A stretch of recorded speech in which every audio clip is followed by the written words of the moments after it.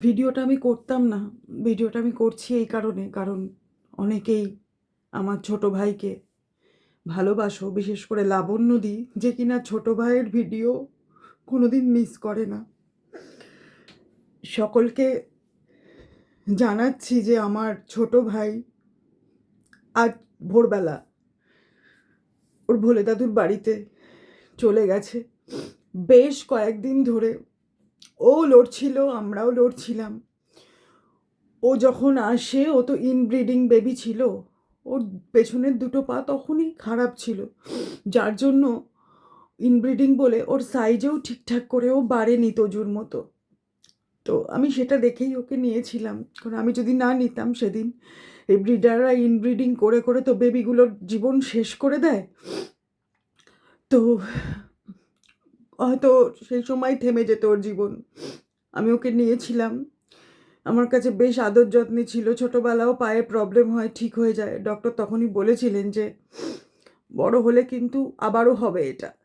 তো পায়ে প্রবলেম হলো, তার সাথে ওর পা দুটো পেছনে প্যারালাইসিস হয়ে গিয়েছিল।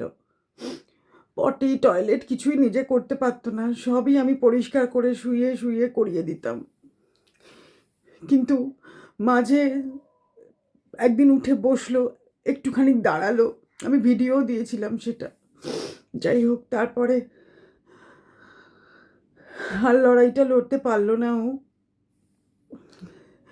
যাক, এখন হয়তো শিবদাদুর বাড়ি গেছে, তো শিবদাদু হয়তো এখন ওকে পাটা একদম ঠিক করে দিয়েছে। খুব ছোটাছুটি করছে হয়তো শিবদাদুর বাড়িতে।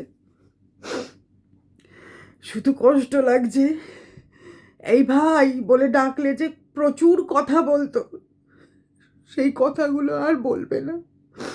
হয়তো ও বলবে, আমি হয়তো শুনতে পাবো না। ভালো থাকুক। লাভ ইউ হুঙ্কার, লাভ ইউ বাবু। ভাই ভালো থাক।